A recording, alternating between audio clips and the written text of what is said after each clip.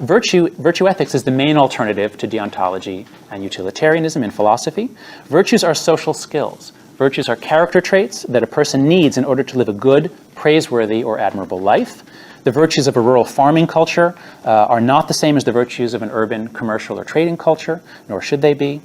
So virtues are messy. Virtue theories are messy. If you embrace virtue theory, you say goodbye to the dream of finding one principle, one foundation on which you can rest all of morality. You become a pluralist, as I've listed down there. And you also become a non-parsimonist. That is, of course, parsimony is always valuable in sciences, but my experience is that we've sort of elevated Occam's razor into Occam's chainsaw, which is, if you can possibly cut it away and still have it stand, do it. And I think, especially in moral psychology, we've grossly disfigured our field by trying to get everything down to one if we possibly can.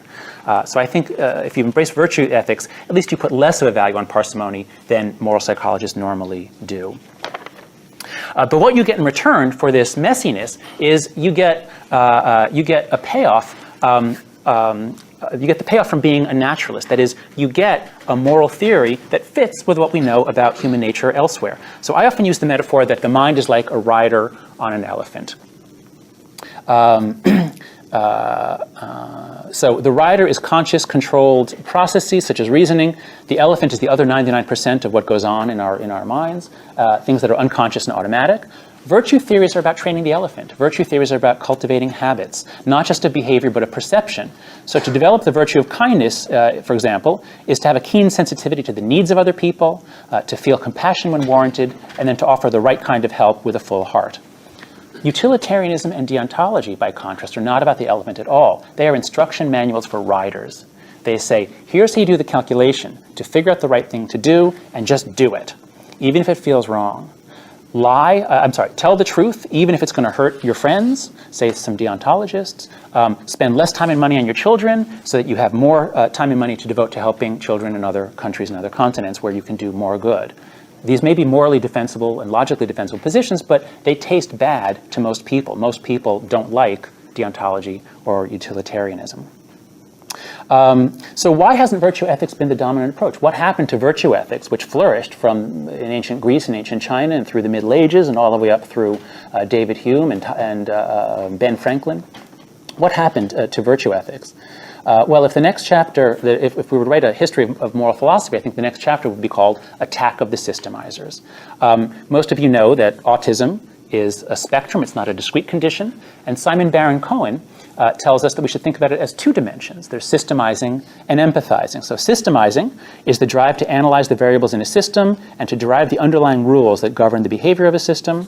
Empathizing is the drive to identify another person's emotions and thoughts and to respond to these with appropriate emotion. So if you place these two dimensions, you make a 2x2 space, you get 4 quadrants, and autism and Asperger's are the, let's call it the bottom right corner of the bottom right quadrant. That is very high on systemizing, very low on empathizing. People down there have this sort of the odd behaviors and the mind blindness that we know as autism or Asperger's.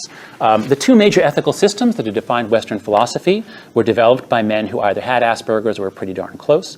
For Jeremy Bentham, the principal founder of utilitarianism, the case is quite strong. According to an article titled Asperger's Syndrome and the Eccentricity and Genius of Jeremy Bentham, published in the Journal of Bentham Studies, Bentham fit the criteria quite well. I'll just give a single account of his character from John Stuart Mill, who wrote, "In many of the most natural and strongest feelings of human nature, he had no sympathy.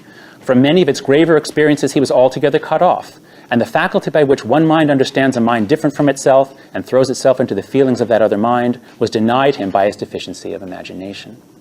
For Immanuel Kant, the case is not quite so clear. He also was a loner who loved routine, feared change, focused on his few interests to the exclusion of all else. And according to one psychiatrist, Michael Fitzgerald, who diagnoses Asperger's in historical figures and shows how it contributed to their genius, Fitzgerald thinks that Kant would be diagnosed with Asperger's. I think the case is not nearly so clear. I think Kant did have better social skills, more ability to empathize. So I wouldn't say that Kant had Asperger's, but I think it's safe to say that he was about as high as could possibly be on systemizing while still being rather low on empathizing, although not the absolute zero that Bentham was. Now, what I'm doing here, yes, it is a kind of an ad hominem argument. I'm not saying that their ethical theories are any less valid normatively because of these men's unusual mental makeup. That would be the wrong kind of ad hominem argument. But I do think that if we're doing history in particular, we're trying to understand why did philosophy and then psychology, why do we make what I'm characterizing as a wrong turn? I think it's at least personality becomes relevant.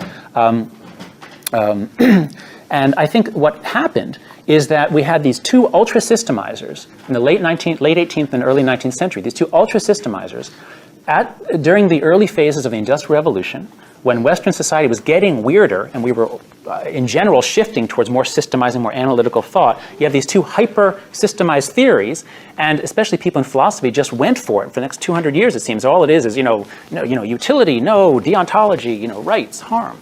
And so you get this very narrow battle of two different systemized groups, and virtue ethics, which fit very well with the Enlightenment project. You didn't need God for virtue ethics at all. Virtue ethics should have survived quite well, but it kind of drops out. And I think personality factors are relevant. Because philosophy went this way into hypersystemizing, and because moral psychology in the 20th century followed them, and we keep referring to Kant and other moral philosophers, I think we ended up violating the two giant warning flags that I talked about from these two BBS articles.